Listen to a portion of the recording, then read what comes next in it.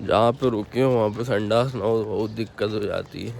सवेरे से साला जॉगिंग कर रहे हैं कि केवल काहे के लिए कि फ्रेश होने जा सके। भागा भाग भागा भाग नर्मदा नदी के किनारे भागा भाग भागा भाग सुलभ शौचालय ढूंढ रहे हैं। भागा भाग भागा भाग रास्ते में ना हो जाएगी। बस पहुँचने वाले हैं। स्पीड देखो, वैसे इतनी यात्रा में स्पीड नहीं, इतनी अभी स्पीड है। भाई साहब पुरछे पुरछे खोल गए। कभी कभी वीडियो की शुरुआत ऐसी होती है जैसे सोचा भी नहीं होता, पर क्या करें सिचुएशन ही ऐसी है। अमरकंटक में जिन नर्मदा को हमने देखा था ये तो उससे 100 गुना बड़ी है, बस 100 किलोमीटर बाद। इन घाटों पर बैठकर ऐसा लगता है मानो बैठे ही रहे, पर परिक्रमा भी तो करनी है। तो निकल लिए रोज की तरह रास्ते नापने। सबसे पहले खाए पोहे, और अंकल की इस बात ने सच में हमें शॉक कर दिया। अपनी जो संस्कृति थी, जो पुरानी भारत की, वो केवल नर्मदा तट पर ही जीवित थी, बाकी में कहीं भी जीवित नहीं है। आप बद्रीनाथ, केदारनाथ, वैष्णो देवी कहीं भी एक तो बैग रखेंगे क्योंकि पता है यहाँ आपसे पैसा मांगने वाला कोई नहीं। जितना भी आपके पास पैसा होगा, जब आप वापस प्रथमा होगी तो पैसा पढ़ के मिलेगा।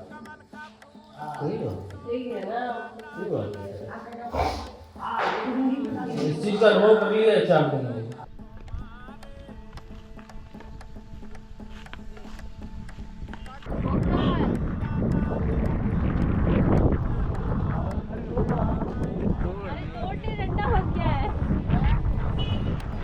बाबा जी इमली का लालच अच्छा नहीं होता। आज इमली खाने लट मारो, लट ऊपर ही अटक गया। ये हमारे एक इनको दिखाई सहायता करनी है। बाबा जी का लट ऊपर लटक गया। बाबा जी दोबारा कोशिश भी नहीं करेंगे। हमारा जवान चढ़ेगा लट। मैं इस नर्मदा परिक्रमा में कुछ और सीख पाऊँ या ना सीख पाऊँ, लेकिन रोटी बनाना तो सीख ही गया हूँ। वो भी केवल अपने लिए नहीं, सबके लिए, क्योंकि अपने लिए तो बनाना ही है, बाबा जी और आने वाले परिक्रमा वासियों के लिए भी बनाना है। हर दिन किचन अलग होती है, जगह अलग होती है, लोग अलग होते हैं, इसलिए बोरियत का तो सवाल ही नहीं होता। खैर खाना पीना खाकर हम फिर निकल लिए आगे की तरफ।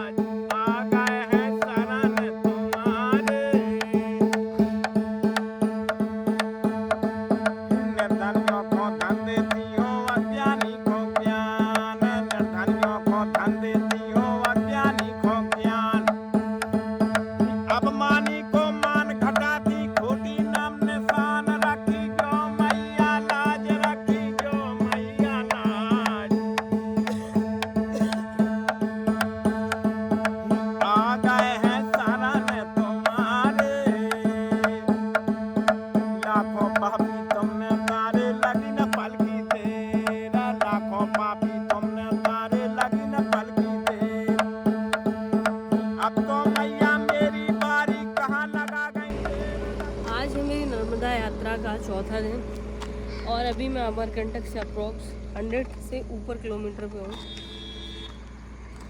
और अभी हम रोड पे ही हैं। ऑफ रोडिंग स्टार्ट नहीं हुई है अभी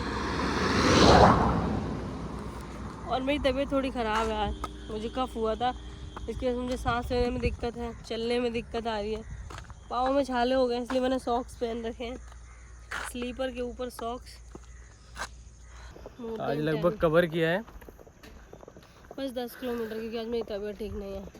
केवल 10 किलोमीटर। और सुबह हम डिंडोरी में थे, डिंडोरी से निकल के आज दूसरी शाम हो चुकी है, बिल्कुल सूरज ढलने वाला है और अगली डेस्टिनेशन पे पहुंचना है। चलते चले जा रहे हैं। अच्छा, यहाँ पे हमने एक नर्मदा यात्रा के लिए बुक मिलती है, तो बुक ख़रीद लो और बुक में ही सारा लिखा है कि कहाँ कहाँ रुक सकते हैं। उसमें एक टर्म और है, सदाव्रत।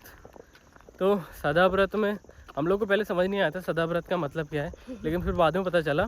हम लोग को लगा था सदाव्रत का मतलब है व्रत रहने वाले लोग, वहाँ को कुछ नहीं देंगे। ठीक है, लेकिन वहाँ पे होता ऐसा है कि जहाँ पे भी जाओ सदाव्रत लिखा होता है, वहाँ पे केवल खाने का सामान दे देंगे, बनाना खुद को ही है।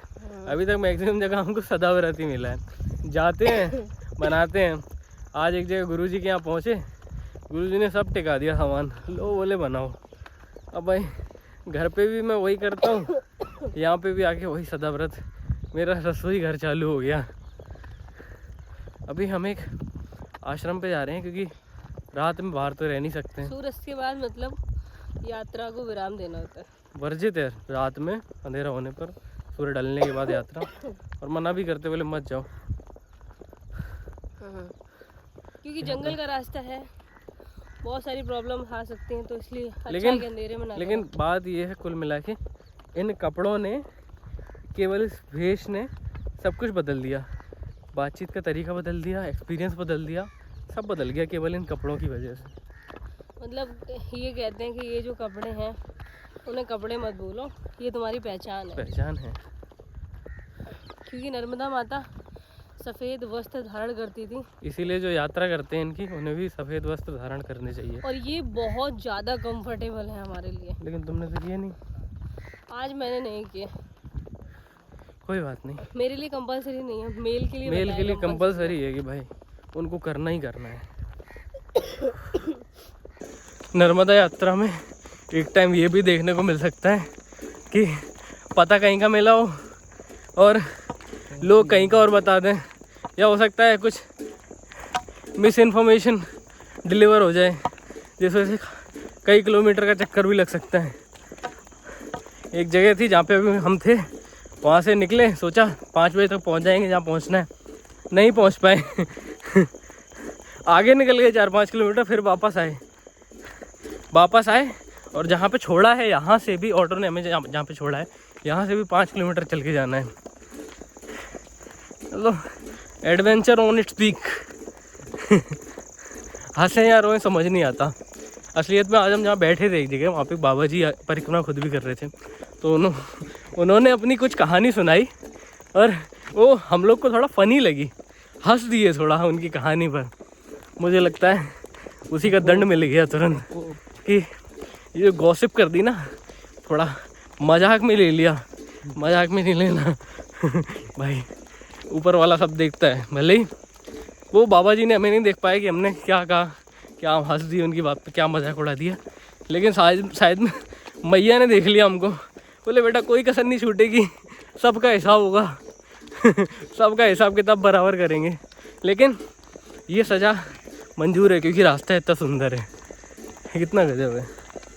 ये है रास्ता, बिल्कुल गांव की पगडंडी है, एक पतली सी रोड है, इस पर गुरु भाई के साथ में नर्मदे है। ये कभी भी कहते हैं कि जब रास्ते में कोई ना मिले, कोई ना हो साथ में, तो कोई ना कोई तो मिलता ही है। मुझे ये भाई मिले हैं। भाई में हिम्मत बहुत गजब की है, अकेले आ गए यात्रा पे। भाई मतलब कोई डर वर नहीं लगा आपको? डर था, पर डर एक समय पे ख़त्म हो जाता है जब आप डर को जीत लेते हैं। किसी भी चीज़ से ऊपर उठना अगर चाहते हैं तो उठ जाएंगे, कभी भी कैसे भी। तो वही कर रहे हैं और चाहते हैं कि अकेले यात्रा कर सकूं, जितना कर सकूं, जब तक ये हाथ पैर रहेगा चलता रहूँगा। परिक्रमा पूरी करना चाहता हूँ मैं। नहीं, इसमें यात्रा में कोई अकेला है ही नहीं, माई सबके साथ है। हाँ, आपने सही कहा है चीज़, कोई अकेला है नहीं। लेकिन भाई ये फिलोसफी मुझे समझ नहीं आती। क्या चीज़? इतनी डीप बातें मेरी समझ के परे हैं। माता रानी कृपा करेंगी, जो है होगा देखा जाएगा। मैं अपनी ज़िंदगी में एक चीज़ बहुत मिस करता था कि कभी ऐसे भूले भटके से एक रोड पे जिसके दोनों तरफ खेत हों और पतली सी पगडंडी हो, हाथ में एक छड़ी का सोचा नहीं था, लेकिन वो भी है, और एक अपने जैसा साथी हो, मित्र हो, कोई भी हो, और बस ठंडी ठंडी हवा में कोई नदी के झरने के पास बैठे हों। वैसे अभी नदी की तरफ ही जा रहा हूँ मैं क्योंकि वहीं पे आश्रम, और बस ये सुकून हो, दूर दूर तक गाड़ियों की आवाज़ ना हो। सोचो भी कोई लिफ्ट दे दे तो लिफ्ट देने लायक कोई ना हो। केवल झींगरों की आवाज़ें हो, ये पता झींगरों की आवाज़ें, और स्टार आसमान में एक तारा हो, लाली नीचे उसके। ठीक है, और दूर दूर दूर तक अगर कुछ दिखें तो खेत, और उसके पीछे पहाड़, और थोड़ा अंधेरा। हाँ थोड़ा सा अंधेरा भी। यही तो 4 चांद हो गए फिर तो। और बस इसमें घूमते हुए मैं बस ऐसे चिल्लाऊं, ये life. I just love it. इसको इसको एक्सप्लेन करने के लिए किसी भी कवि के पास शब्द कम पड़ जाएंगे। अमेजिंग है। और कभी कभी हर किसी चीज़ को शब्दों में उतारना भी सही नहीं है, क्योंकि हम उसको जस्टिफाई नहीं कर पाएंगे उन शब्दों से। कुछ चीज़ें होती ही इतनी खूबसूरत हैं, कुछ मोमेंट इतने खूबसूरत होते हैं। दीदी की थोड़ी तबीयत ख़राब थी, मैंने उनको एक बाइक पे बिठा दिया, वो सीधे पहुंच गई, लेकिन हम चल रहे हैं। हम स्टिल 4 किलोमीटर फ्रॉम देयर। अरे भाई साहब, इसी से डर रहा था मैं। हो गया अंदर, हो गया अंदर। अरे यार सितंबर में फ़ोन कर रहा है 4 गया अंदर। अच्छा, मंदिर के जस्ट नीचे नर्मदा नदी बह रही है। अद्भुत। अच्छा, पता नहीं चला। अच्छा, पहुंच गए। हाँ हाँ। अरे वाह,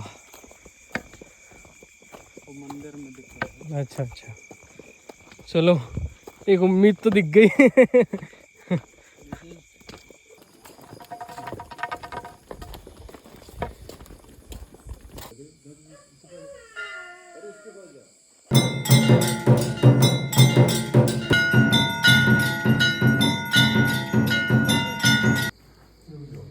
ऐसे करना है। ऐसे नहीं, ऐसे नहीं, पूरा चढ़ा लो।